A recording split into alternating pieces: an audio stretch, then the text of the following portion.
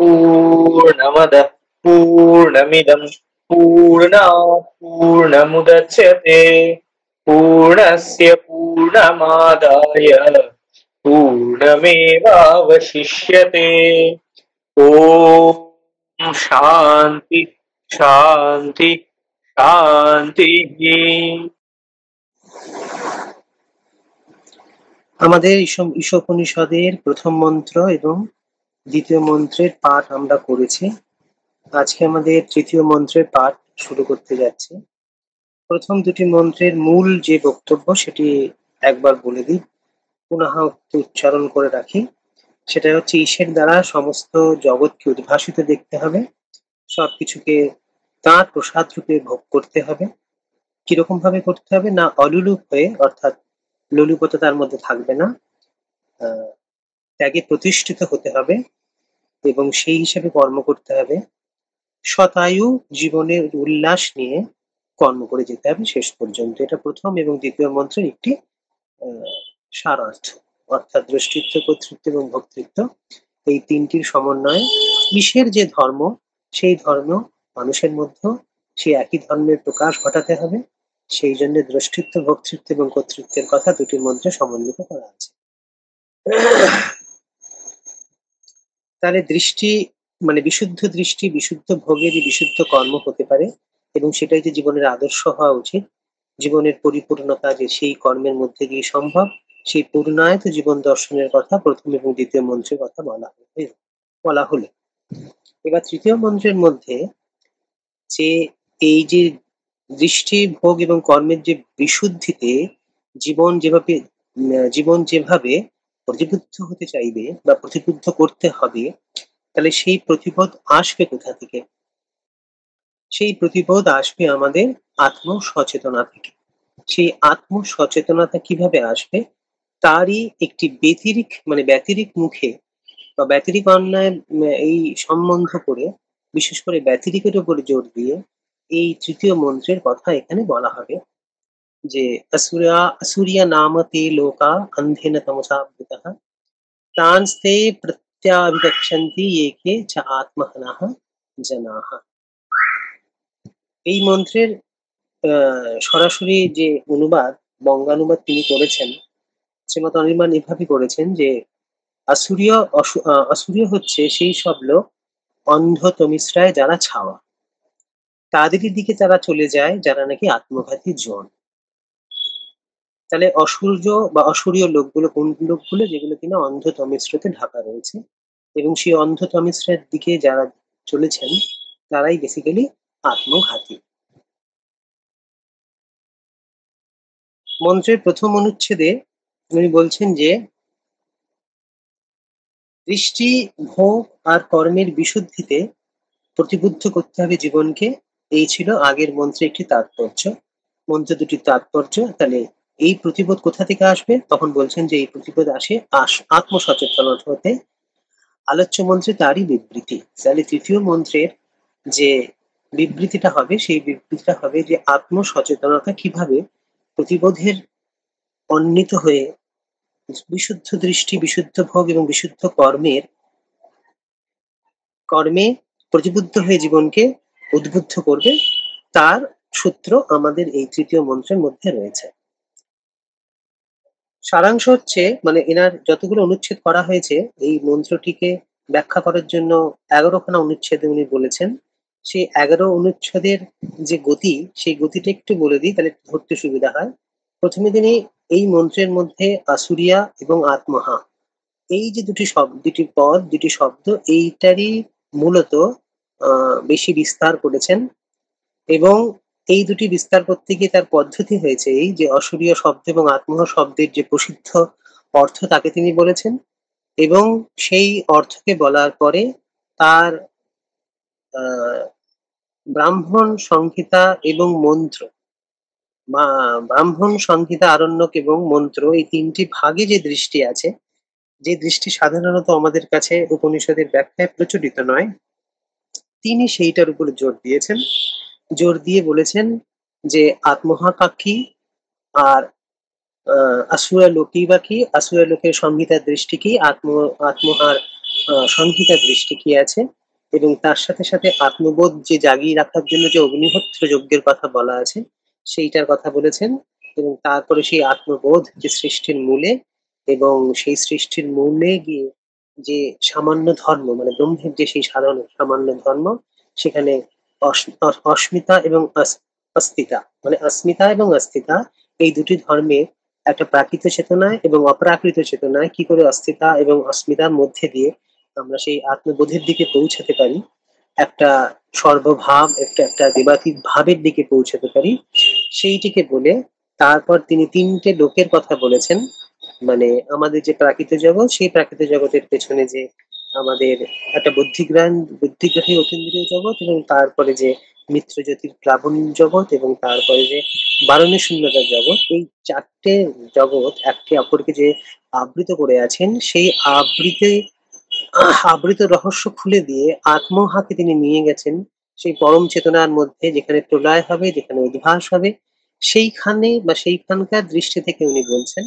এবং বলার পরে প্রাকৃত চেতনার মধ্যে যে বৈরাগ্য এবং নৈষ্কর্মের সাধনায় যে আমরা প্রলয়ের দিকে চলে যাচ্ছি, সেই প্রলয়ের দিকে না গিয়ে আমাদের আরেক ধরনের দৃষ্টি আছে, যেটা আমাদের সংগীতের মধ্যে বহুল প্রচলিত, কিন্তু সেগুলো ব্যবহার নেই বা তার সাধন ক্রমশ কমে গেছে। তো তিনি সেইটার কথা বলেছেন।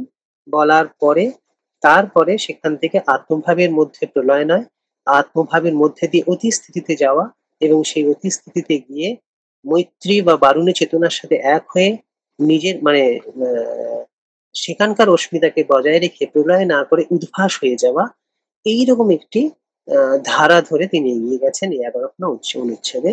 সেটাই আমরা এখন একটু দেখব। তো প্রথম অনুচ্ছেদের পর দ্বিতীয় অনুচ্ছেদে তিনি বলছেন যে আসুরিয়া যে পাঠ, সেই আসুরিয়া যে শব্দটি, এই শব্দটি সাধারণত কান্য শাখা এবং মাধ্যন্দিন দুই শাখাতেই পাওয়া যায়। তবে শব্দটির একটি বিশেষ ব্যবস্থা আছে তার পরিবেশনে, সেটি হচ্ছে এই যে অন্য কোনো উপনিষদে এই আসুরিয়া শব্দটা পাওয়া যায় না, অন্তত প্রখ্যাত উপনিষদে তো পাওয়াই যায় না। তবে সেই হিসেবে এই আসুরিয়া শব্দটা যেহেতু যজুর্বেদের সংহিতার মধ্যে পাওয়া যায়, মানে মানে এই উপনিষদের মূল সোর্স এবং সেখানে পাওয়া যায়, সেই জন্য বলা হচ্ছে যে আসুরাটা নিশ্চয়ই কোনো পারিভাষিক শব্দ এই উপনিষদের জন্য প্রযোজ্য। অর্থাৎ বিশেষ কিছু উনি বলবেন এই উপনিষদে এই আসুরিয়া শব্দ দিয়ে। তো সেই জন্য বলেছেন যে এই আসুরিয়া শব্দটা কেবলমাত্র এখানেই পারিভাষিক। আসুরিয়া এই পাঠ, কান্য এবং মাধ্যন্দিন দুই শাখাতেই, শব্দটি আর কোনো উপনিষদে পাওয়া যায় না, তাইতে মনে হয় এটি একটি পারিভাষিক সংজ্ঞা। আসুরিয়া কিনা আসুর সম্বন্ধী, তা যে আসুরিয়া বা সূর্যবিহীন, এমন একটা ইঙ্গিত শতপথ ব্রাহ্মণে পাওয়া যায়। শতপথ ব্রাহ্মণের মধ্যে আমরা দেখতে পাই যে সেখানে আসুর শব্দের অর্থ করা হয়েছে যে আসুর নাম আসুরত্বম 5-3-4-1 মধ্যে আমরা দেখতে পাই সেই আসুরের ব্যবহার, এবং সেই আসুরের যে ব্যবহার সেটা হচ্ছে সূর্যবিহীন যে অর্থ করা হয়েছে, সেই অর্থ সাধারণত গৌণ অর্থ। তার কারণ যদি সেই অর্থ করি তাহলে এখানটায় সেই অর্থটি সমন্বিত হতে পারে না। কিভাবে সমন্বিত হতে পারে না সেটা উনি একটু পরেই বলবেন। তাহলে আসুরীয় শব্দ এখান থেকে জানতে পারলাম এটি একটি পারিভাষিক শব্দ, শতপথ ব্রাহ্মণে তার একটি উল্লেখ আছে, কিন্তু সেই উল্লেখ একটি গৌণ, আমরা তার একটি গভীর অর্থ করব। এইটুকু বলে তারপরে বলছেন আত্মহা শব্দের একটি ভূমিকা দিচ্ছেন। আত্মহা শব্দের উনি দুটি অর্থ করেছেন, যে একটি প্রচলিত অর্থ আছে, একটি প্রসিদ্ধ যেটা অর্থ আছে, এবং একটি তার ভিন্ন অর্থ আছে। প্রচলিত অর্থ যদি করি তাহলে তিনি আত্মঘাতী বলেছেন, আর যদি একটু ভিন্ন অর্থে ধরি তাহলে বলবো অনাত্মবাদী বলেছেন। তো আত্মঘাতী এবং অনাত্মবাদী, আত্মঘাত, এই দুটি অর্থ করার পরে উনি বলছেন যে আত্মহা শব্দের আপাত দৃষ্টিতে অর্থ হলো আত্মসচেতনতা নাই বলে যাকে বলা যেতে পারে আত্মঘাতী।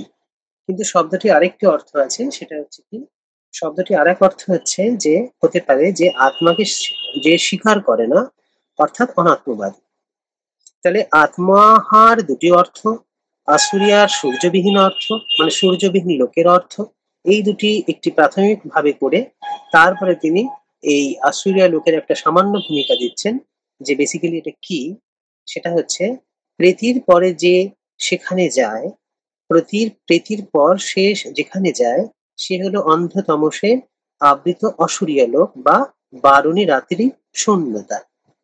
তো সংহিতার ক্ষেত্রে আমরা এই আসুরিয়া লোককে কি কি বল মানে কি কি ভাবে এর নামাঙ্কিত করা আছে বা সংজ্ঞা দেওয়া আছে, সেটি হচ্ছে বারণীরাতে শূন্যতা, সেটি হচ্ছে অসম্ভূতি বা বিনাশ, কিংবা ঋক সংহিতায় একে অসুরও বলা হয়েছে, কারণ ঋক সংহিতায় বরুণকে অসুর সম্বন্ধিত করা হয়েছে। আর ব্রাহ্মণে বলা হয়েছে সে অব্যক্তের দেবতা বা রাত্রি। আর বৃহদারণ্যক বৃহদারণ্যক উপনিষদে যাজ্ঞবল্ক্য এই অন্ত্যতমসাকে বলেছেন অসংজ্ঞা, অর্থাৎ প্রীতির পরে অসংজ্ঞা। প্রীতি মানে মৃত্যুর পরে, মৃত্যুর পরে যে চেতনার যাত্রা শুরু হলো, সে সংজ্ঞা থেকে অসংজ্ঞার দিকে যাচ্ছে। তাহলে এই অংশটিকের মধ্যে তিনি সেই যে অসুর লোকের অন্য অন্য সংহিতা, ব্রাহ্মণ এবং উপনিষদে এর যে কি সংজ্ঞা দেওয়া আছে সেইটির কথা বলেছেন। তারা বলছেন এ হলো একান্ত ভাবে অসম্ভূতি বা বিনাশের উপাসনা, যা এই উপনিষদের অভিপ্রেত নয়। ঋক সংহিতায়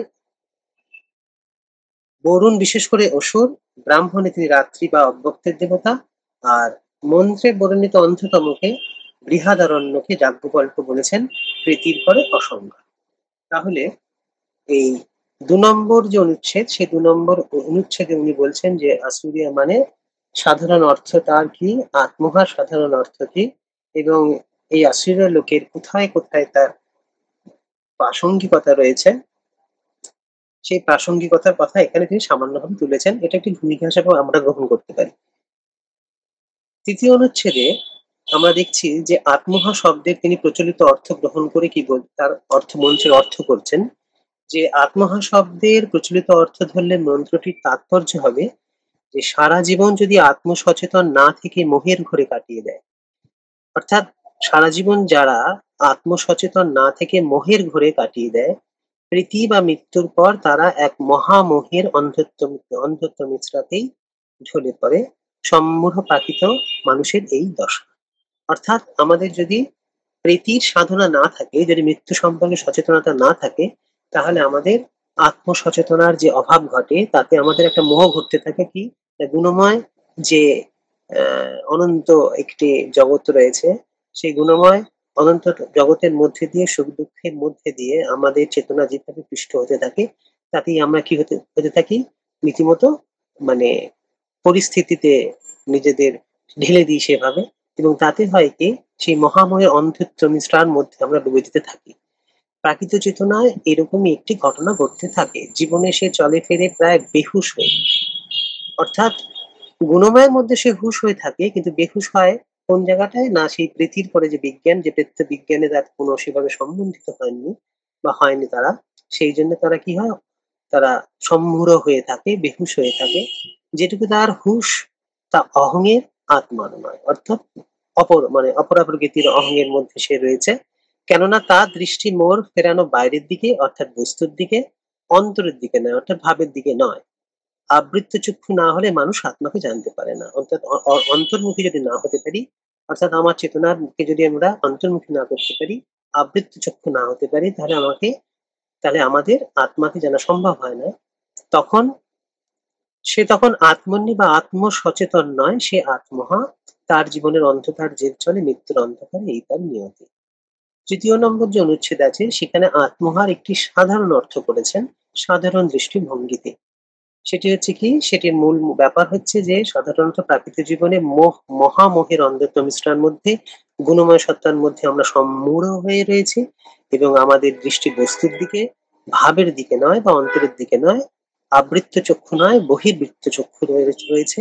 সেই জন্য আমরা আত্মতত্ত্বকে বা আত্মবোধ আমাদের সম্ভব হচ্ছে না, আমাদের আত্মসচেতন নই, আমরা আত্মন্যী হতে পারছি না, এবং যার জন্য আমরা আত্মহা। এটা একটা প্রসিদ্ধ অর্থ, এটি বোধগম্য সবারই।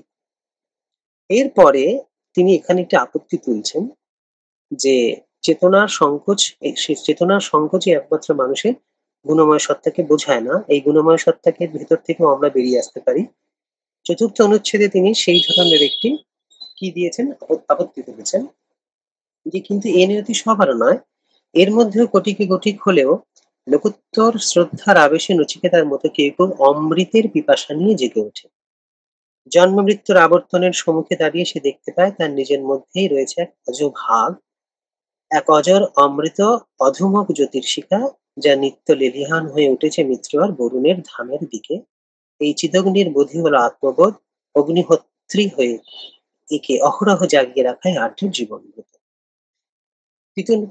চতুর্থ অনুচ্ছেদে দেখতে পাচ্ছি যে আমাদের যে তথাকথিত জীবন রয়েছে সেই তথাকথিত জীবনের বিরুদ্ধে একটি তিনি সংগ্রাম, আত্মসংগ্রাম তিনি ঘোষণা করছেন। তিনি বলছেন যে আমাদের মধ্যে এই জন্ম মৃত্যুর যে আবর্তন আছে, যে আরোহ অবরোহ চলছে, সেই আরোহ অবরোহের মধ্যে যখন আমরা কি হই, আমরা একটু সচেতন হই, তখন দেখতে পাই যে আমাদের মধ্যে একটা কি আছে, অজভাগ আছে। সেই অজভাগের কিভাবে, সেই অজভাগের ধর্ম কি? সেই অজভাগের ধর্ম হচ্ছে যে অজরত্ব, অমৃতত্ব, অধমত্ব, একটা চিদগ্নি, যে চিদগ্নি আমাদের বোধের আত্মবোধ, যে কিনা বুঝিয়ে দেয় যে আমাদের যে এই প্রাকৃত চেতনা আছে, সেই প্রাকৃত চেতনার ঊর্ধ্বে বুদ্ধিগ্রাহী যে অতীন্দ্রিয় লোক আছে, এবং তারপরে যে মিত্র জ্যোতির লোক আছে, এবং তারপরে যে বারণী শূন্যতা আছে। এই যে ধামের পর ধাম, একটা দিব্য ধাম গুলো রয়েছে, যার মধ্যে অজরত্ব, অমৃতত্ব, অধমত্ব, এই রকমের যে সুজ্যোতির যে শিখা রয়েছে, সেই শিখা যদি আমরা অগ্নিহোত্রী হয়ে না অগ্নিকে জ্বালাতে পারি, অর্থাৎ সেই দিব্য অগ্নিকে যদি না জ্বালাতে পারি, তাহলে আমাদের জীবন ব্রত কখনোই সার্থক হলো না।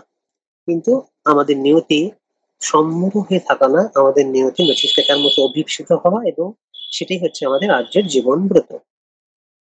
তো চতুর্থ অনুচ্ছেদে এই অজভাগের বোধকে দিয়ে তিনি যে নচিকেতার অভিপ্সাকে জ্বালিয়েছেন, সেইটিকে অবলম্বন করে তার পঞ্চম যে অনুচ্ছেদ আছে, সেই পঞ্চম অনুচ্ছেদে উনি বলছেন যে এই আত্মবোধ যে আছে, সেই আত্মবোধই হচ্ছে সৃষ্টির মূলে। অর্থাৎ যে মিত্র এবং বরুণ ধামের যে অজর, অমৃত, অধুমক জ্যোতির যে চিদগ্নি, সেই চিদগ্নির যে বোধ এবং সেই যে বিপুল আত্মবোধ, সেই আত্মবোধই হচ্ছে আমাদের সৃষ্টির মূলে। একটি উপনিষদ থেকে, মানে বৃহদারণ্যক উপনিষদ থেকে তিনি কি দিচ্ছেন, একটি উদ্ধৃতি দিয়ে বলছেন, মন্ত্রের উদ্ধৃতি দিয়ে বলছেন যে ব্রহ্মই আদিতে এইসব হয়েছিলেন, তিনি আত্মাকেই জানলেন, আমি হচ্ছি ব্রহ্ম, এই বলে। ব্রহ্মের এই অহংবোধ সংক্রামিত হয়েছে সবার মধ্যে। তাহলে আমি হচ্ছে ব্রহ্ম, এই যে ব্রহ্ম, সেই ব্রহ্ম সবার মধ্যে সংক্রামিত হচ্ছে। তার প্রাসঙ্গিকতার জন্য গীতার উক্তি তুলে ধরছেন, বলছেন তাইতে গীতার ভাষায় জীব তার সনাতন অংশ বা অংশু, আদিত্য মন্ডল হতে বিচ্ছুরিত রশ্মির মতো। তাহলে একদিকে রয়েছে ব্রহ্ম রশ্মি, আর একদিকে রয়েছে অংশু রশ্মি। তাহলে ব্রহ্ম রশ্মি যেটা রয়েছে, তার এক প্রান্তে ব্রহ্ম রশ্মি রয়েছে, আর আরেক পাশে আমাদের অংশু চেতনা। তাহলে ব্রহ্ম চেতনা আর এই অংশু চেতনার মধ্যে কিরকম সম্বন্ধ, সেই সম্বন্ধের কথা উনি বলছেন যে রশ্মির এক প্রান্তে চৈতন্য অহন্তায় সংহত, আর এক প্রান্তে ব্রহ্মে পরিব্যাপ্ত। তার মানে সম্বন্ধ একটি আছে কোথায়, অহন্তার সংহত হচ্ছে। অহন্তার সংহত হচ্ছে কোথায় না, গুণময় চেতনার মধ্যে দিয়ে, যেখানে যেখানে চেতনা সংকুচিত হচ্ছে বারবার। আরেকটি রয়েছে সেই একই, এটা হচ্ছে অংশু চেতনা, কিন্তু সেই অংশু চেতনার মধ্যেই দিয়েই আমরা কি পাচ্ছি, আমরা পাচ্ছি আর একটি প্রান্তের খবর পাচ্ছি, সেটি হচ্ছে ব্রহ্মের চৈতন্য, যেখানে ব্যক্ত হয়ে রয়েছে। কিন্তু দুয়েরই সামান্য ধর্ম হচ্ছে অস্মিতা বা স্বধা বা আপনাতে আপনিতা, অর্থাৎ ধূমান মধ্যে ভূমিত হওয়া, বা বিপুলতার মধ্যে বৈপুল্য ধর্মকে সাযুজ্য, বৈপুল্য ধর্মের সাযুজ্যকে প্রাপ্ত থাকা। কিন্তু যখন আমরা অংশু চেতনাতে রয়েছি, অর্থাৎ জীব চেতনাতে রয়েছি, তখন আমাদের সাধারণত চেতনা মাটিমুখী হয়ে রয়েছে। মাটিমুখী মানে বস্তুমুখী হয়ে রয়েছে। কিন্তু কখনো কখনো যখন আমরা অন্তর্মুখ হই, তখন আমাদের মধ্যে থেকে সেই ব্রহ্ম চেতনার যে अस्मिता বা স্বধা, স্বধা মানে কি নিজের আপনাতে আপনি থাকা, অর্থাৎ শুদ্ধ চেতনার মধ্যে শুদ্ধ বৃত্তিকে জাগিয়ে তোলা। আমাদের যখন অপরা প্রকৃতির মধ্যে যখন আমরা রয়েছি, তখন যে অপরা বৃত্তি, এগুলো ক্ষণিকের বৃত্তি, এর মধ্যে কোনো প্রতান নেই। যেহেতু প্রতান নেই, সেই জন্য তার মধ্যে কোনো তন্ময়তা নেই। এরা ক্ষণে ক্ষণে ভেঙে যাচ্ছে, সুতরাং কোনো কিছুই সবকিছুই খণ্ডিত হচ্ছে, অখণ্ড ধারণা আমাদের হচ্ছে না। সেই জন্য আমাদের সুখ দুঃখ সবগুলোই কি হচ্ছে, ভেঙে ভেঙে যাচ্ছে। সুখের চেষ্টা করছে কিন্তু সুখ আসছে না, দুঃখে আসছে। সুখ এবং দুঃখের এই সাধারণত এই মানসিকতার মধ্যে আমাদের চেতনা কি হচ্ছে, খণ্ডিত হয়ে রয়েছে। কিন্তু যদি ব্রহ্ম চৈতন্য এবং অংশ চৈতন্যকে, এই অংশ চৈতন্যের মধ্যে যদি ব্রহ্ম চৈতন্যের আবেশকে আনতে পারি, অর্থাৎ সেই স্বধাকে আনতে পারি, অর্থাৎ সেই ভূমত্ব, সেই বৈপুলত্ব যদি আনতে পারি, তাহলে আমরা দেখতে পাবো যে আমাদের সেই অংশ চেতনা ব্রহ্ম চৈতন্যের মধ্যে কি হতে পারে, সম্মিলিত হতে পারে। তাহলে পঞ্চম অনুচ্ছেদে যে নচিকেতার মতো অভিপ্সিত হয়ে চিদগ্নিবোধে যে আত্মবোধের কথা উনি তুলেছিলেন, সেই আত্মবোধের সৃষ্টির মূলে এবং সেই সৃষ্টির মূলে যে ব্রহ্ম চৈতন্য রয়েছে, যে আত্মবোধের অতিস্থিতি, সেই অতিস্থিতির থেকেই কিন্তু অংশ চেতনা বেরিয়ে এসেছে। অংশ চেতনা যেহেতু বহির্মুখী, সেই জন্য তার এই মুহূর্তে সে আত্মহা মানে আত্মসচেতন নয়, কিন্তু যখন সে আত্মন্যী হবে, যখন সে আত্মসচেতন হবে, তখন সে বুঝতে পারবে যে আমি যে প্রান্তে রয়েছে, অংশ যে প্রান্তে রয়েছে, সেটা হচ্ছে চৈতন্য সংহত রয়েছে। কিন্তু তার যখন বিপুলতা আসবে, তার যখন বিশালতা আমরা করতে পারবো, তখন সেই ব্রহ্মের পরিব্যাপ্তিতে আমরা অস্মিতা বা স্বধাতে থাকবো। এই যে অস্মিতা শব্দ ব্যবহার করেছেন, বা আপনাতে আপনি থাকা, মানে ভূমার মধ্যে ভূমত্ব, এই যে ধর্মকে থাকা, এর পরের অনুচ্ছেদ গুলোতে তিনি এই অস্মিতাকে নিয়ে উনি বলতে থাকবেন ওনার বিশেষ একটি ব্যাখ্যার মধ্যে। এবং যখন আমরা মানে অপরা প্রকৃতির মধ্যে রয়েছি, আমরা গুণময় সত্তার মধ্যে রয়েছি, চেতনার সংকোচের মধ্যে রয়েছি, বা চেতনার কতগুলো বৃত্তির মধ্যেই বারবার স্বয়ংক্রিয় হয়ে থাকা, সেই ওইটুকু বৃত্তির মধ্যে ক্রিয়াপর হয়ে থাকা, তাকে আমরা অস্তিত্ব বলতে পারি। অস্তিত্ব কিনা আমাদের অস্তিত্ব কোন জায়গাটায়, না অপরা প্রকৃতির মধ্যে, যেখানে কতগুলো সাধারণ প্রকৃতির মধ্যে আমরা বারবার রসাস্বাদন করতে চাইছি, কিন্তু সেই রসাস্বাদন আমরা করে উঠতে পারছি না।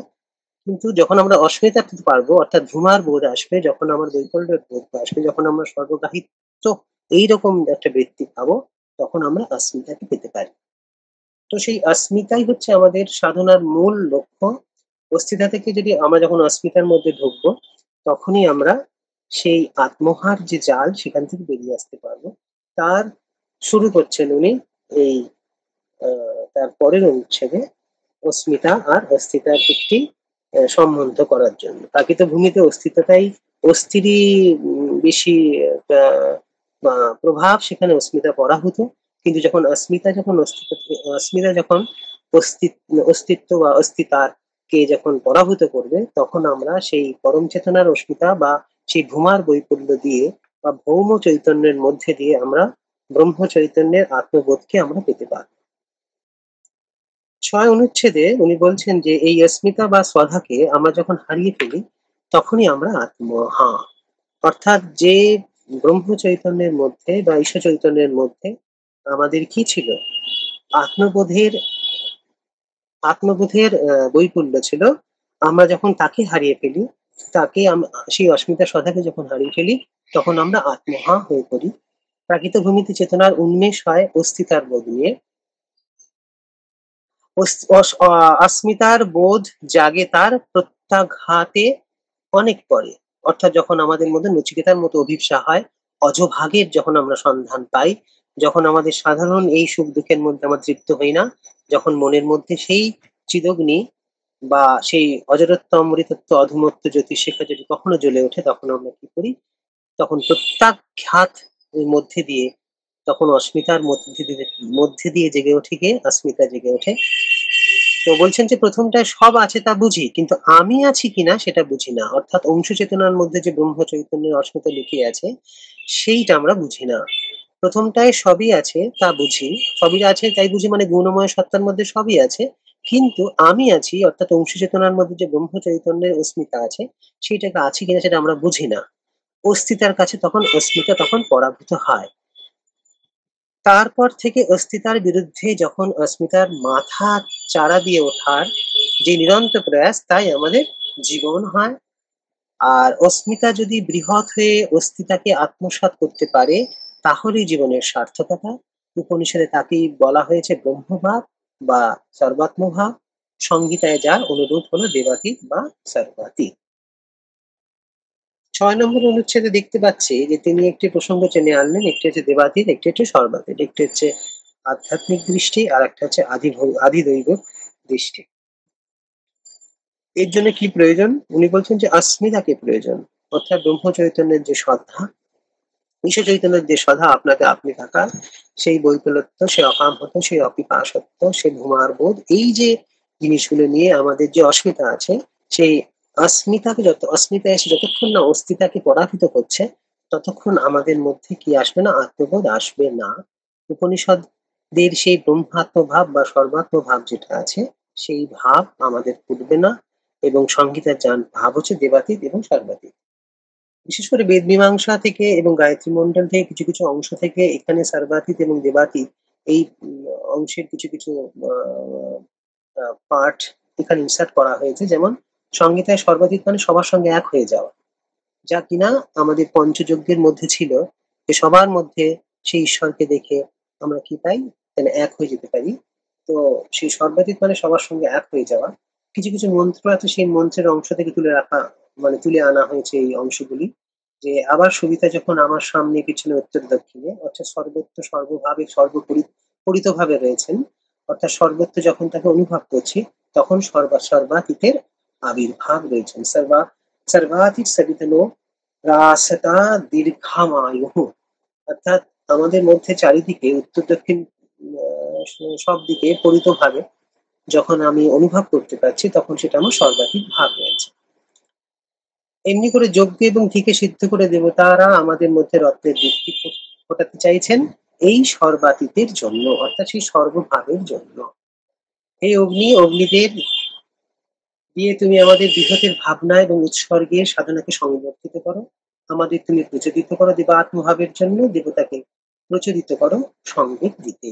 এইসব মন্ত্রের মধ্যে দিয়ে যে সর্বাত্ম ভাবের কথা আছে, সেখান থেকে এই সর্বাতীত ভাবের কথা, অর্থাৎ সবার সঙ্গে এক হয়ে যাওয়া। আর দেবাতীতের কথা হচ্ছে কি, দেবাতীত মানে হচ্ছে সেই বৃহতের চেতনা যার মধ্যে দেবতার, সেই অমৃত চেতনা যার মধ্যে দেবতার আসন পাতা আছে।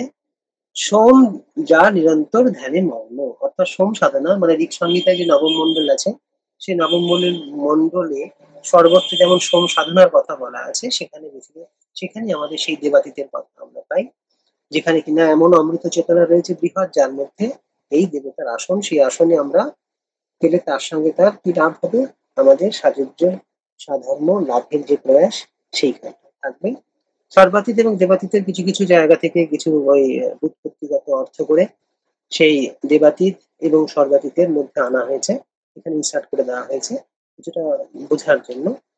তো মূল কথা হচ্ছে এই যে দেবাতীতের মধ্যে সাধারণত আমরা কি দেখতে পাই, সেটি ধীযোগের সাধ্য। ধীযোগের সাধ্য মানে মূলত আমাদের যতগুলো যোগের ধারা আছে, সেই যোগের ধারাকে যদি আমরা কিছুটা বর্গীকরণ করি, তাহলে প্রথমেই দুভাগে ভাগ করা যেতে পারে।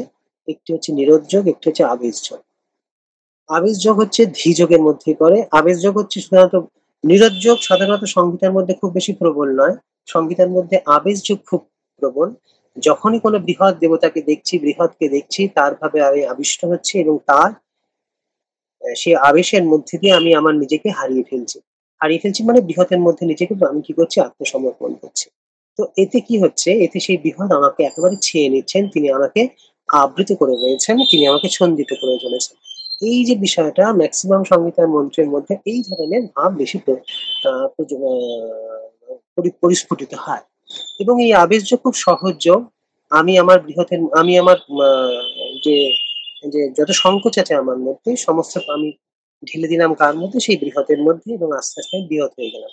তো এই যে ধীযোগ, এই যে আবেশযোগ, এটি বৈদিক মন্ত্রে সব থেকে বেশি পাওয়া যায়। কিন্তু প্রাকৃত জীবনে আমরা দেখি যে সেখানে নিরোধযোগ বেশি বিখ্যাত হয়েছে বা প্রচলিত হয়েছে। নিরোধযোগ মানে হয়েছে কি, নিজের মধ্যে সমস্ত কিছুকে একেবারে গুটিয়ে নিয়ে কূর্ম সংহরণের মতো করে সমস্ত কিছু গুটিয়ে এনে একটি বিন্দুতে সংহত করা। এবং আমাদের যে যোগ দর্শন হচ্ছে এর একটা অত্যন্ত ভালো প্রশস্ত পথ দেখিয়ে দিয়েছেন, যে কি করে আমরা দেহের মধ্যে থেকে প্রাণ, প্রাণের মধ্যে থেকে মন, মনের মধ্যে থেকে বুদ্ধি থেকে সংহত করে আমরা নিয়ে আসবো একটি জায়গায়, এবং সেইখানে আমরা এসে তার প্রলয় করে দেব। এবং সেই প্রলয় করে দিলে আমার মন অখণ্ড মনের সঙ্গে যুক্ত হবে, এবং সেই অখণ্ডতার মধ্যে দিয়ে আমরা বিভিন্ন লোক, মানে সেই ভূ সোহা এক একটা লোকে উঠে যাবে। এটা হচ্ছে নিরোধযোগের বিষয়। আর আবেশযোগ হচ্ছে এর একটু ভিন্ন পথ। সেখানে হচ্ছে যে নিজেকে দেবতার উপরে সম্পূর্ণভাবে ছেড়ে দেওয়া বা সমর্পণ করে দেওয়া, ঢেলে দেওয়া নিজেকে। এবং তারপরে আমার আর কোনো নির্দেশ থাকে না, আমার কোনো আর প্রচেতনা থাকে না। তখন দেবতার শক্তিতে, দেবতার প্রচেতনাতেই আমরা এগিয়ে যাই, এবং তিনি আমার পথ দেখিয়ে নিয়ে যান এবং লোকের পরলোক তুলে দেন। এই হচ্ছে দুটি ধাপ। তো আবেশ যোগে আমাদের এই ধীযোগ খুব বেশি লাগে।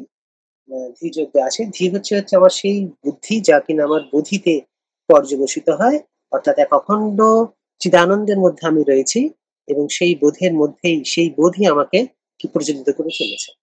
তো দেবাতীত ভাবনার মধ্যে এই যে গভীর পরিমার্জিত বোধ রয়েছে, সেই বোধের দ্বারা আমরা কি করতে পারি, সেই দেবতার বা দেবাতীত ভাব বা আহ, সেখানে আমরা পেতে পারি। তাহলে এই अस्मिता এবং অস্তিতা দিয়ে আমরা দেবাতীত এবং সর্বাতীত ভাব পেতে পারি, কিন্তু তখনই পেতে পারি যখন আমাদের প্রাকৃত অস্তিতা, যা কিনা আমাদের প্রাকৃত চেতনার মধ্যে একটা বর্তুলাকার মধ্যে কেবলই ঘুরপাক খাওয়াচ্ছে, সেখান থেকে যখন আমরা নচিকেতার অভিপ্সার মতো বেরিয়ে পড়বো বা চিদগ্নি আমাদের যখন জ্বলে উঠবে এবং যখন বুঝবো যে আমাদের অজভাব অর্থাৎ চেতনার একটা এমন অংশ আছে যেখানে অজভাগে অজরত্ব, অমৃতত্ব এবং অধমত্ব বলে এই ধরনের বোধ, এই ধরনের ভাব, এই ধরনের ধর্ম রয়েছে, সেটি যখন জেগে ওঠে, তখন আমার আর এই সংসারে মন এই স্বাভাবিক রিপিটেশন বা আবর্তনের মধ্যে থাকে না, তখন আর ভূমার চেতনার দিকে যেতে থাকে। সপ্তম অনুচ্ছেদে এই জায়গাটায় উনি এবার বলছেন যে আহ, এখানটায় উনি উনি লোকের কথাগুলো বলবেন, মানে যে তিনটে লোক বা চারটে লোক আমাদের প্রাকৃত চেতনার মধ্যে থেকে বেরিয়ে এলে যে চেতনাগুলোকে আমরা পাই, যদি সেই চেতনার মধ্যে কখনো তার ঝলক যদি পাই, তাহলে আমরা সেইখান থেকে মানে প্রাকৃত চেতনা থেকে সেইখানের দিকে যেতে আমাদের সেই নচিকেতার অভিপ্সা ঠিক তখনই জাগে। আমাদের যেরকম হয় না তা নয়, শিল্পীদের মধ্যে এটা তো খুবই দেখা যায় যে যারা শিল্পী, যারা সঙ্গীতকার, যারা মনের চারুবৃত্তি নিয়ে যারা সবসময় সাধন করছেন, তাদের মধ্যে এই মনের ভিতরে যে আহ, আহ, আরো গভীরতর মানুষত্বের যে লোক আছে, যেখান থেকে তারা ভাবকে নিয়ে এসে তারা তার শিল্পের মধ্যে রূপ দেয়। তো যেমন কবি রূপ দেন, যেমন শিল্পী দেন। তো তাদের মধ্যে কিছু কিছু হয়, কিন্তু তারাও যেহেতু গুণমান সত্তার ভেতর থেকে নিজেকে বার করতে চান না, সেই জন্য সেই প্রতিভা থাকলেও সেই প্রতিভাগুলো মাঝে মাঝে কলুষিত হয় বা সীমিত থাকে। সপ্তম অনুচ্ছেদে উনি এই ধরনের একটি লোকের কথা বলবেন। বলছেন যে জগত্যাম জগৎ অর্থাৎ জগতী মায়ার জগতের অস্তিতা যখন আমাদের অস্মিতাকে গ্রাস করে, তখন আমরা আত্মা হয়ে যাই, অর্থাৎ অপ্রাকৃত ভূমিতে যখন আমাদের অপরা প্রকৃতির সমস্ত কাজ এসে যখন আমাদের শক্তিকে কি করে একেবারে নিমিলিত করে দেয়, তখন আমাদের অস্মিতা অর্থাৎ আমাদের যে ভূমার চৈতন্যের মধ্যে নিজেই নিজেকে থাকা, সেই জিনিসটা কি হয়ে যায়, একেবারে নিষ্প্রভ হয়ে যায়। তখন আমরা আত্মা হয়ে যাই, অর্থাৎ অনাত্মার অন্ধতম নিষ্ঠায় লীন হয়ে যায়। কিন্তু জগৎ তো শুধু ইন্দ্রগ্রাহ্য এই একটি জগৎ নয়, তাকে ছাপিয়ে তারও গভীরে আছে আমাদের বুদ্ধিগ্রাহী অতীন্দ্রিয় জগৎ, আছে মিত্র জগতের প্লাবন, আর তার উপরে আছে রাহু বারণের শূন্যতার রাহু গ্রাস। ছান্দোক্য উপনিষদের ভাষায় এই যে হচ্ছে কি না আদিত্যস্থ আদিত্যস্থ যে হিরণ্ময় পুরুষ আছে, তার সামনে রয়েছেন শুক্লভা এবং তার পিছনে রয়েছে নীলম পরাহা কৃষ্ণম। অর্থাৎ হিরণ্ময় যিনি যে পুরুষ, হিরণ্ময় পুরুষের যখন আমরা সামনের দিকটা দেখছি, তখন দেখছি শুধু আলো আর আলো আলো আলো, সকৃত দিবা, সংগীতায় সকৃত দিবার কথা বলা আছে, যেখানে সারাদিন হচ্ছে কি শুধু আলো আলো। কিন্তু যখন আমরা সেই আরো চেতনার গভীরতর যখন হয়, তখন সেই আদিত্য পুরুষকে বা হিরণ্ময় পুরুষকে যখন প্রাপ্ত হয়, তখন চেতনা ভীষণ বিপুলত্ব লাভ করে, তখন আমাদের মধ্যে কি আছে, নীলম পরা কৃষ্ণ। হ্যাঁ, এটা একটা বারণী, এই হচ্ছে সেই বারণী শূন্যতার জগৎ, যেখান থেকে সমস্ত কিছু কি আসছে, সৃষ্টিতত্ত্বের সমস্ত কিছুর স্পন্দন সেখান থেকে আসছে। তবে আমাদের সেই ডিকোডিং করার সেই পাওয়ারটা নেই, আমরা শুধু প্রাকৃত চেতনারই নেওয়া দেওয়া সব এখানেই করতে পারি, কিন্তু এগুলো করতে পারি না, তার কারণ আমাদের মন সেভাবে শিক্ষিত নয়। ধ্যান চেতনার মাধ্যমে যখন আমরা শিক্ষিত হতে পারি এইসব চেতনার কথা, তখন আমরা তার অনুভব পেতে পারি। তো বলছেন যে এই যে পরম চেতনা আছে, অর্থাৎ সেই শুক্লম ভা এবং পরম নীল কৃষ্ণ, নিরম্পরহা কৃষ্ণম, এই যে লোক, এই লোকে আমরা কি করতে পারি, উৎক্রমণ মানে উঠে যাওয়া চেতনা এই স্তরে এবং সেখানে অবগাহন করা, অর্থাৎ চেতনা সেখানে নিমজ্জিত থাকা, এই হচ্ছে আমাদের পুরুষার্থ। কিন্তু তাও তো অস্মিতার কাছে লোকোত্তর অস্তিতার একটা দ্বন্দ্ব আহ্বান, অর্থাৎ অস্মিতা এবং অস্তিতার মধ্যে একটা দ্বন্দ্ব আহ্বান রয়েছে প্রাকৃত চেতনা আর এই চেতনাগুলোর মধ্যে। চেতনার বিস্ফারণ ঘটিয়ে আদিত্যবর্ণ জ্যোতিতে এবং অবর্ণ শূন্যতায় চেতনার বিস্ফোরণ ঘটিয়ে আদিত্যবর্ণ জ্যোতিতে এবং অবর্ণ শূন্যতায় আমি উত্তীর্ণ হতে চাই নিশ্চয়ই, কিন্তু আমার অস্মিতাকে হারিয়ে নয়। এইখান থেকে এবার আমাদের আহ মানে চিন্ময় প্রত্যক্ষবাদের এইখানে আত্মহা এবং না হওয়ার এবং আত্মহা হওয়ার, আত্মন্যী হওয়ার এই যে প্রয়াস, তার উনি এবার রহস্যটি খুলছেন। যে যখন সাধারণত কি হয়, যেসব প্রাকৃত বা প্রসিদ্ধ যেসব মার্গ রয়েছে, প্রলয়ের মার্গ বা নির্বাণের মার্গ যেটা রয়েছে, সেখানে আমরা কি দেখি? সেখানটায় দেখি যে আমাদের প্রলয় যখন মন নিরুদ্ধ হয়ে যায়, তখন সেই মনকে আমরা কোথায় দিয়ে দিই? প্রলয়ে চলে যায়। এবং প্রলয়ে কি হয়? আমাদের জগৎ আর এসব কিছুই থাকে না, এক মহাশূন্যের মধ্যে লীন হয়ে যায়, বা নির্বিশেষ অদ্বৈতবাদে চলে যায়, বা সবিশেষে গোলক ধামে চলে যায়। মানে এক একটি মতের যে বিষয়, সেই বিষয় এখানে প্রতিষ্ঠিত আছে সেই দর্শনের মধ্যে। কিন্তু মূল বিষয় হচ্ছে এই যে যখন আমরা সেখানে যখন প্রলয় হই, এই যে প্রলয়ের কথাটা, কিন্তু যদি আমার সাধন সংস্কার এরকম না হয়, যদি প্রলয় না করি, সেখান থেকে যদি আবার তারই শক্তিতে, অর্থাৎ সেই ঈশ্বরের শক্তিতে যদি উদ্ভাস হয়ে যায় এবং সেই ঈশ্বরেরই যদি কর্মে যদি শরিক হতে পারি, তাহলে হয়ে যায় ঈশ্বরের সাথেই আবার আমাদের সচেতন হয়েই আমরা কি করতে পারি? আরোহ অবরোহ করতে পারি। প্রলয় গেলে হবে না, অর্থাৎ চেতনা ওখানটায় গিয়ে যে সাগরে যেমন সাগর মিলে গেল, জল যেমন সাগরে মিলে গেল, তা নয়। যদি আমি আমার অস্মিতাকে, অর্থাৎ যে ভূমার চৈতন্য যেটা অলরেডি ঈশ্বর চৈতন্যেরই আছে, কিন্তু সেই ঈশ্বর চৈতন্যের মধ্যে যদি ডুবে যাই, এটা এটা স্বাভাবিকভাবে প্রসিদ্ধ এবং তাতেই আমরা অভ্যস্ত। কিন্তু এটি শেষ নয়। সেই অস্মিতার মধ্যে, অর্থাৎ সেই প্রলয়ের মধ্যে গিয়ে, অর্থাৎ এই যে শুক্ল ভাব বা নীল পরম কৃষ্ণ বা বারণ চিত্রের মধ্যে যদি আমি আমার সেই ঈশ্বর চৈতন্য, যে ঈশ্বর চৈতন্যেরই যে অস্মিতা, অর্থাৎ ঈশ্বর যেভাবে বেঁচে আছেন, ওই ঈশ্বর যেখানে যেভাবে স্থিত হয়ে আছেন, সেই স্থিতিতে আমার যে প্রলয়ই হবে, এই সংস্কারটা থাকলে চলবে না। সংস্কারটা এই করতে হবে যে প্রলয়ের মধ্যে দিয়ে ঈশ্বর চৈতন্যের মধ্যে ঈশ্বর অস্মিতাতেই জেগে ওঠা। যদি ঈশ্বর অস্মিতাতে জেগে উঠতে পারি, তাহলে আবার সেই ঈশ্বর শক্তি, ঈশ্বর জ্যোতি নিয়েই আমরা এই জগৎকে আমরা ডিফাইন করে দিতে পারি। এই কথাটা আমাদের অন্যান্য প্রসিদ্ধ সংস্থার মধ্যে এই বিষয়টা নেই। তারা প্রথম থেকে জগৎকে দূর করেছেন এবং জগতের আসক্তির জন্য, মানে জগতের কর্মকে করেছেন বাদ, কিন্তু নিজের আসক্তিকে যে বাদ করে দিয়ে দিলে, নিজের আসক্তিকে যদি বাদ দিয়ে দিই, ঈশ্বর যে কর্মের প্রেরণা, সেই প্রেরণা যদি আমি করতে পারি, তাহলে আমার কর্ম দিব্য কর্ম হয়ে উঠতে পারে, জগৎ দিব্য হয়ে উঠতে পারে। এইটার জোর সেরকম নেই। কিন্তু বৈদিক ক্যান্সারে কিন্তু এই বিষয়গুলোর জোর ভালোই ছিল। সংহিতাতে এই ধরনের প্রস্তাব বহু দেখা যায়। অবতারবাদে পিছনে কিন্তু এই কাজ, যে অবতারবাদ যখন আসেন, তারা জগৎকে দিব্য করতেই আসেন, কিন্তু সমস্যাটা হয়ে গেছে এই যে তাকে গ্রহণ করতে আমরা পারি না। তার আমাদের মনে করি যে প্রলয় বোধহয় আমাদের একমাত্র শেষ, এখানে তা নয়। বরং এখানে এটাই বলা হবে, এই যে প্রলয়ের মধ্যে যে আত্মঘাতী বা অনাত্মবাদী, এরকম নয়। আত্মঘাতী অনাত্মঘাতী ঠিক এইখানে, যেখানে এই পরম চেতনার মধ্যে এসে যে প্রলয়কে স্বীকার করে নেয়, বিশ্ব চেতনার যে উদ্ভাস আছে, যে উদ্ভাস যে সৃষ্টিকে ভীষণভাবে দিব্য করতে পারে, সেইটিকে আর গ্রহণ করে না, যে সেইভাবে আত্মহা বা সেইভাবে আত্মসচেতনহীন, এইরকম একটি প্রস্তাব ইনি এখানে রাখবেন। চেতনার বিস্ফোরণ ঘটিয়ে আদিত্যবর্ণ জ্যোতিতে এবং অবর্ণ শূন্যতায় আমি উত্তীর্ণ হতে চাই নিশ্চয়ই, এবং সেটাই স্বাভাবিক, কারণ যোগ চেতনার সেটাই একটি নিয়ম।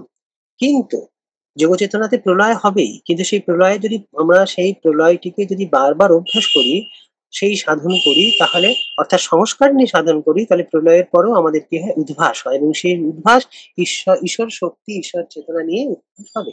তখন আর আমি আর সাধারণ মানুষ থাকতে পারবো না। তখন আমাদের মধ্যে সেই ঈশ ভাবনাই ফুটে উঠবে, এবং তখনই মূলত অদ্বৈত হই, তো অদ্বৈতের কাজকর্ম করবো, না হলে কি করে করবো? তো কিন্তু বলছেন যে চেতনার বিস্ফোরণ ঘটিয়ে আদিত্যবর্ণ জ্যোতিতে এবং অবর্ণ শূন্যতায় আমি উত্তীর্ণ হতে চাই নিশ্চয়, কিন্তু আমার অস্মিতাকে হারিয়ে না। আমার অস্মিতা মানে এখানে ঈশ্বর চৈতন্যের যে অস্মিতা, যেটা অলরেডি আমাদের কোথায় ছিল? গীতার ভাষায় ব্রহ্ম চৈতন্যের একদিকে, আর একদিকে অংশ চেতনা। অংশ চেতনা আমাদের এই বারণী চেতনার মধ্যে এলো, একদম পরম চেতনার ভূমিতে এলো, কিন্তু সেখানে লয় হলো না। সেখানে লয় না হয়ে কি হলো? সেখানে অস্মিতাকে বজায় রাখলো, ঈশ্বর অস্মিতাকেই সে বজায় রাখলো। সেখানেও আমি স্বধাবাহা থেকে অস্তিত্বকে আত্মসাৎ করে আত্মসাৎ করতে চাই অস্মিতা দিয়ে, অর্থাৎ প্রাকৃত চেতনার মধ্যে যে অস্মিতা আমাকে এই প্রলয়ের সংস্কার করছিল তা নয়, ঈশ্বর চেতনার মধ্যে। কারণ ঈশ্বর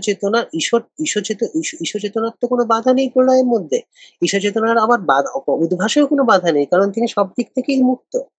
প্রলয় আর উদ্ভাসের এই দুটি একটি রয়েছেন, আরোহ অবরোহ উৎসর্পণ অবসর্পণের এই সৃষ্টির এটি একটি রয়েছে সৃষ্টিতে। তিনি তো কোথাও বাধা পড়েন না, তাহলে আমরা কেন বাধা পড়বো?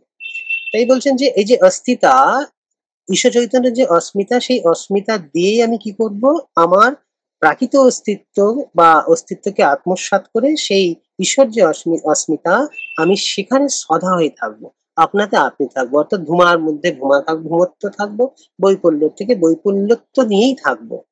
আত্মভাবের বিস্ফারণের সঙ্গে সঙ্গে অতি স্থিতির আকুলতায় তার প্রলয় চাই না, চাই পরিব্যাপ্তির ঘনীভবন। এইটা হচ্ছে একটি বিশেষ কি আমাদের চিন্ময় প্রত্যক্ষবাদের একটি বিশেষ ব্যাপার। বা এই ক্ষেত্রে শ্রী অরবিন্দের দর্শনও খুব ভালো যায় এখান থেকে, যে লাইফকে ডিভাইন করে তোলা তারই শক্তিতে, মানে ঈশ্বর শক্তিতে। তা সেটা কিভাবে সম্ভব বলছেন, আত্মভাবের বিস্ফারণের সঙ্গে সঙ্গে অতি স্থিতির আকুলতায়। অতিস্থিতির আকুলতার এটার অর্থ হচ্ছে যে এই যে আমরা যে বুদ্ধিগ্রাহী, মানে আমাদের যে প্রাকৃত জগৎ, সেই প্রাকৃত জগতের ঊর্ধ্বে যে বুদ্ধিগ্রাহী কেন্দ্র জগৎ, এর মধ্যে যে শক্তি চেতনা রয়েছে, তারও ঊর্ধ্বে যে মিত্র জ্যোতির প্লাবন, তার যে জ্যোতি এবং শক্তি রয়েছে, তারও পিছনে যে তারও গভীর করে বারণেই শূন্যতা। এইটি হচ্ছে শুদ্ধ সত্যের জায়গা, যেখান থেকে শুদ্ধ শক্তি, শুদ্ধ চৈতন্য, শুদ্ধ জ্যোতি এই যে রয়েছে, এইখানে এসেও যাতে আমাদের এই তিনটি লোকের অস্তিত্ব বা তিনটি লোকের যে অনুভব, সেই অনুভব যেন মিটে না যায়, এইগুলো রেখেই এই বারণে শূন্যতার এই তিনটে লোককে নিয়েই যে একটা বিশাল অনুভব, এই এই এই তিনটে লোকের শক্তি, তিনটেদের জ্যোতি, তিনটেদের ভাব, তিনটি লোকেরই মহাভাব, এই সমস্ত কিছু নিয়ে যে আমার পরিব্যাপ্তি, সেই পরিব্যাপ্তি হচ্ছে অতিস্থিতি। এই এক একটা লোক থেকে আর একটা লোকে, এবং সেই লোকের সমস্তকে আত্মসাৎ করে নিয়ে সেইখানে সেই লোকের লোকাতীত, মানে সেই লোকাতীত নয়, মানে লোক, এই লোক, তার লোক, সেই লোক, এই গভীর লোকের যে শক্তি জ্যোতি আছে, এই হচ্ছে অতিস্থিতি। তাহলে সেই অতিস্থিতির মধ্যে, যে সেই অতিস্থিতির আকুলতায় প্রলয় চাই না, চাই কি, চাই হচ্ছে পরিব্যাপ্তির ঘনীভাব, অর্থাৎ ঘনীভাবের আত্মবোধের যে উদ্ভাস, সেই উদ্ভাসকে চাই, আমি প্রলয়কে চাই না। এবার সমস্যাটা হচ্ছে যে এখানে সহজ নয়, এখানে কঠিন সাধনার প্রয়োজন হয়, সেই জন্য এটা অত কিছু প্রচলিত নয়।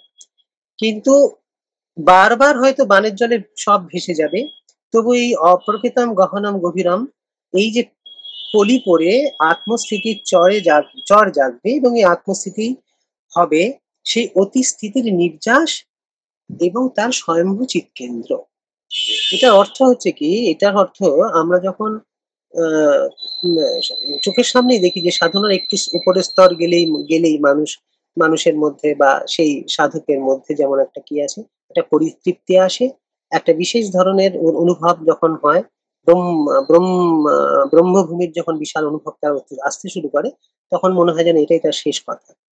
তাতে হয়েছে কি, এই শেষের যে একটা আমরা ধরে নিয়েছি যে এই বিষয়টা, আমরা এইটা করিনি যে, বা আমাদের এটা শেখানো হয় না সেভাবে, যে এই যে অতিস্থিতিতে এসে পৌঁছালাম, এই অতিস্থিতিতে এসে তার যে এই অতিস্থিতির ভূমা, বৈপুল্য, অকামহতত্ব, অপিপাসত্ব, এই যে সব মানে যে দৈব গুণ রয়েছে, সেই দৈব গুণের নির্যাস নিয়ে আমরা কেন আবার পৃথিবীতে ফিরে আসি না?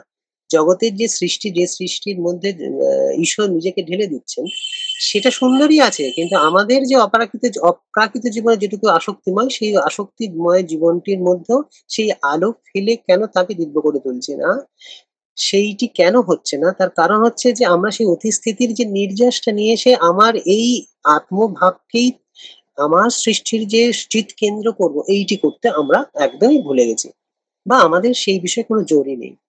সেই জন্য আমাদের বারবার সেই মানে ব্রহ্মত্ব লাভ করলাম বা ভূমার চেতনা ভৌম চেতনা লাভ করার পরও সেখানে থেমে যাওয়া নয়, সেখান থেকে বরং এইভাবে করা, বারবার বারবার সেই প্রলয়ের মধ্যে নিজের চেতনাকে মানে সহিত করে বা মানে তাকে সহন করে আমরা কি করি, সেই প্রলয়েরও ভিতর থেকে যে বিশাল শক্তি সম্পন্ন যে অতিস্থিতির নির্যাস আছে, তাকে যদি আমি কেন্দ্রীভূত করতে পারি নিজের মধ্যে দিয়ে, তবেই আমার ঈশ্বর চেতনাকে জগতের মধ্যে আমরা সম্পূর্ণভাবে বা সাক্ষাৎভাবে নামিয়ে আনতে পারবো। বলছেন এ যদি না হয় তাহলে লোক হতে লোকোত্তরে গিয়েও আমি হব আত্মহা। তা এটাই হচ্ছে ওনার আত্মহার কথা বলার দৃষ্টি। সেই দৃষ্টি হচ্ছে কি, এই যে প্রলয়ে ডুবে যাওয়া, এইটাই হচ্ছে আত্মহা। আমরা ব্রহ্ম পেলাম, ব্রহ্ম অনুভবে একটা ভূমি পেলাম, সেই ভূমিটা পেয়েই ভাবলাম এই একটা আমাদের কাছে প্রাকৃতিক চেতনার কাছে সেটা একটা বিশাল মহৎ প্রাপ্তি। কিন্তু সেই মহৎ প্রাপ্তি শেষ হয়ে যায় না, তার কারণ আমরা যে সাধন করছি সেটা অনন্তেরই সাধন, এবং অনন্তের সাধন যদি ব্রহ্ম চৈতন্যের ভূমির একটি বিশেষ অংশকে যদি পেয়ে গিয়ে যদি আমাদের মুখ বন্ধ হয়ে যায় বা আমাদের যদি প্রলয় প্রাপ্তি হয়, তাহলে সেটাই শেষ কথা নয়। তাহলে সেটাকে আমরা জানবো যে আত্মা যে অনন্তত্ব আছে, সেই অনন্ত ধর্মের আমরা একটা দেশ জানলাম, আর বাদ বাকি যে এক অনন্ত দেশ রয়েছে সেই অনন্ত দেশের কথা বললাম না। এইটি হচ্ছে আত্মহা। অর্থাৎ এখানে হচ্ছে আমরা আত্মঘাতী, বা এখানে আমরা হচ্ছে অনাত্মবাদী। আমার প্রীতি বা সউত্তরণ, মানে সউত্তরণ আমায় উত্তীর্ণ করবে এক অনুপাক্ষ অন্ধতমিষ্ট্রার কুলে। অন্ধতমিষ্ট্রার কুলে এই অর্থ হচ্ছে এই, যে ঈশ্বর চৈতন্যের ভূমিতে আমি লাভ করলাম বটে, কিন্তু তার শুধুমাত্র চেতনাতেই রয়ে গেলাম, তার শক্তিতে বা তার জ্যোতিতে যে ধরনের অপূর্ব সৃষ্টি করতে পারি সেই জায়গাটা আমরা ভুলে গেলাম। তার জন্য হলো কি, আমাদের একটা অন্ধতমিষ্ট্রার কুলে এসে পৌঁছালাম, এরকম একটি ভাব। আত্মস্থিতির অভাবে আমি তখন অবশ হয়ে তলিয়ে যাব বিদেহলয়ে এবং প্রকৃতলয়ের অতল সংকর্ষণে, যেটা আমাদের সাধারণ যোগ ভূমিতে বা যোগ প্র্যাকটিস, মানে যোগ অভ্যাসে যে ধরনের হয়, সবই আমাদের সেই সংকর্ষণে প্রলয় হয়ে যায়, বিদেহলয় হয়ে যায় বা প্রকৃতিলয় হয়ে যায়। তো সেক্ষেত্রে এই ক্ষেত্রে আমাদের আত্মস্থিতির অভাব। আত্মস্থিতির অভাব মানে অতিস্থিতি, মানে সেই নীলাহা পরকৃষ্ণম, এই যে বারণী চেতনার যে বৃহৎ লোক আছে, সেই বৃহৎ লোকের মধ্যে আমাদের বিধেয় লয় হয়ে যায়। কেন? তার কারণ অতিস্থিতির জায়গায় আমাদের আত্মভাব সম্ভব হয় না। কেন সম্ভব হয় না? আমার গোড়াতেই সেই সংস্কার নেই। গোড়াতেই আমরা এই সংস্কার করেই বেরোই যে সেই অতিস্থিতির মধ্যে আমাদের প্রলয় হয়ে যায়, আমাদের শেষ। এইরকম একটা ধারণা, কিন্তু ব্যাপারটা এরকম নয়, সেখানেও আরো অনেক কাজ থেকে যায়।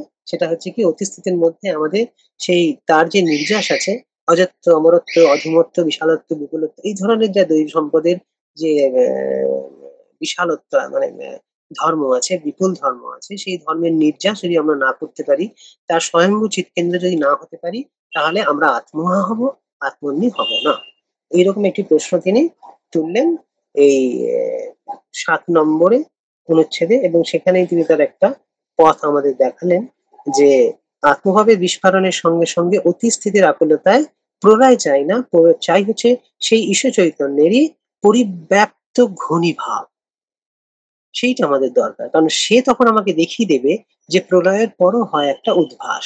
সামান্য হয়, সমাধির পরে তো আমাদের উত্থান তো হয়, কিন্তু উত্থানে কি হয়, আমরা সমাধির শক্তি সাধারণত নিয়ে আসতে পারি না। কেন পারি না? খুব কম লোকই পারে। কিন্তু সেই সাধন যদি আমাদের প্রথম থেকেই করতে হবে। আজকাল আমাদের ঊনবিংশ, মানে এই বিংশ শতাব্দীর মধ্যে আমাদের বুদ্ধি, আমাদের শক্তি একদিক থেকে অনেক সূক্ষ্ম হয়েছে, সুতরাং আমাদের আর সমাধি আর বুত্থানের আলাদা আলাদা করে ভেদ করলে চলবে না। সমাধির যে শক্তি, সমাধির যে জ্যোতি, সমাধির যে প্রজ্ঞা, সেই প্রজ্ঞা দিয়ে যদি আমাদের প্রত্যেকের জীবনের যদি, এবং শ্রী অরবিন্দের এখানে একটা ভালো ভাবনা আছে যে সাধক যখন সিদ্ধ হতে চায় বা সিদ্ধ হয়ে যায়, তখন তার সিদ্ধি শুধুমাত্র তার জন্য না, সেই সিদ্ধির প্রকাশ তিনি যেন অন্যের সাধনার জন্য তিনি নীরবে করবেন, গুড়িগুড়ি করতে যাবেন না। তবে যেমন সূর্যের আলো যেমন সবকে আলোকিত করে তোলে, সেরকম যে দৈব শক্তি আছে বা সাধন শক্তি আছে বা সিদ্ধির যে সাধন শক্তি, সে শক্তি অত্যন্ত সুকুমার হয়। সেই সুকুমার শক্তি সবার অন্তরে কিছু না কিছু পড়তেই থাকে, এবং সেই নীরবে যে রেডিয়েশন বা বিকিরণ শক্তি, সেই শক্তিটা আমাদের করা উচিত। মানে অন্তত যিনি সিদ্ধ হচ্ছেন আস্তে আস্তে, কিন্তু সেই সংস্কার আমাদের নেই। সেই সংস্কার একটু অসুবিধা হয়ে যায়, কারণ আমাদের প্রলয়ের সাধনাই বেশি, উদ্ভাসের সাধনা আমাদের খুব একটা প্র্যাকটিসে আসে না। পরের যে অনুচ্ছেদ 8 নম্বর অনুচ্ছেদের মূল কথা হচ্ছে যে এই যে প্রলয়ের সংস্কার হয়েছে, এই যে প্রলয়ের যে সংস্কৃতি হয়েছে, এটা কেন হয়েছে, কোন কোন বিষয়ের জন্য হয়েছে, সেইটির একটি উদ্ধৃত করছেন যে বৈরাগ্য এবং নৈষ্কর্মের প্রতি প্রবল আগ্রহ বশত সর্বনাশের যে প্রলয়ের পদ উধাও হয়ে যাওয়া, আর্য ভাবনার এটা একটি বিশেষ ধারা। এই দেশের আবহমান কাল ধরে প্রচলিত ছিল। প্রলয়ের সাধনা, বিনাশের সাধনা অনেকই রয়েছে এবং তার মধ্যে তিনি গৌতম বুদ্ধকে প্রথম নিয়ে আসছেন। কারণ গৌতম বুদ্ধের মধ্যে আমরা সেই পরিনিষ্ঠিত রূপ দেখতে পাই, সে যে বিনাশের সাধনা কিছুই নেই। ঈশ্বর নেই, আত্মা নেই, ভোগ নেই, কর্ম নেই, আত্মা নেই। মূলত মায়াবাদী এদেরই বলতে হয় প্রায়। না আছে জগৎ, না আছে ঈশ্বর, না আছে আত্মা, না আছে ভোগ, কিছুই নেই। সমস্ত অস্তিত্বকে গ্রাস করে কি রয়েছে? একটা অপ্রমেয় নাস্তিত্ব রয়েছে এবং অনালোকের শূন্যতা রয়েছে, যেটা বৌদ্ধ ধর্মের একটি বিশেষ প্রাপ্তি। ইটস ভেরি লজিক্যাল, খুব রিজনেবল বটে। তার কারণ এটাও একটু সত্য। তার কারণ বৌদ্ধ ধর্মে বা বৌদ্ধ ভাবনাতে যে আমাদের এই অপরমেয় নাস্তিত্ব বা এই যে অনালোকের শূন্যতা, এর একটি বৈদিক ভাবনা অলরেডি সেখানে আছে সংহিতার মধ্যে। তাকে আমরা কিভাবে জানি? সেটা জানি সাধারণত যেখানে অসতের কথা বলা আছে, সংগীতায় যেখানে রাত্রির কথা বলা আছে, রবে থেকে সুনক সে পাহাড় আপা সুনাম সুনাম আপাহে বলে যে কথাগুলো আছে, এই যে ভাবনাগুলো আছে, এগুলো সব ওই দিকেই যায়। মানে সেই অপ্রেম নাস্তিত্ব, অনালোকের শূন্যতা, সেই দিকেরই কথা বলে। তবে গৌতম বুদ্ধে যেরকম নাস্তির কথা বলে, মানে একদমই নীতি করে একদম সে কিছুই থাকে না, সেটা একদিকের কথা। সেটা হচ্ছে মানে বৃহৎ চেতনার এক দেশ। কিন্তু বৈদিক সংহিতা মানে সংহিতার মধ্যে যখন ওই একই রকম ভাব ফুটে ওঠে, অর্থাৎ অসৎ, রাত্রি, সুনমা পেহে বা পরম বোমের যে বেদনা বেদাবাহা, মানে বেদনা বেদবা, কিংবা অবিদিত অসঙ্গ অনিরুক্ত, এই যে ওখানে অলরেডি না সূর্য ভাতি না চন্দ্র তারকম, এরকম সব সেখানে অলরেডি উল্লেখ করা আছে। কিন্তু সেখানে পরম নীতির মধ্যে বা পরম অস্তিত্ব ইতিকেও সেখানে জড়িত করা আছে। পরম নীতির সাথে বরং ইতিরও যখন করা আছে, তার জন্য সৃষ্টি চলছে। কিন্তু যারা পরম নীতির উপরেই বা পরম শূন্যতার উপরে বা অনালোকে শূন্যতার উপরেই যে দর্শন জোর দিয়েছেন, সেই দর্শনের কাছে আবার সৃষ্টি তত্ত্ব, যেখানে জগতে মানে সৃষ্টি তত্ত্বটা আবার তাদের কাছে হালকা হয়ে গেছে, তারা গৌণ করেছেন। কারণ তখন তাদের সমাধান করতে গেলে আবার পরম ইতিকেও সঙ্গ গ্রহণ করতে হয়, কিন্তু পরম ইতির সাধনা বা পরম ইতির সংস্কার তাদের নেই।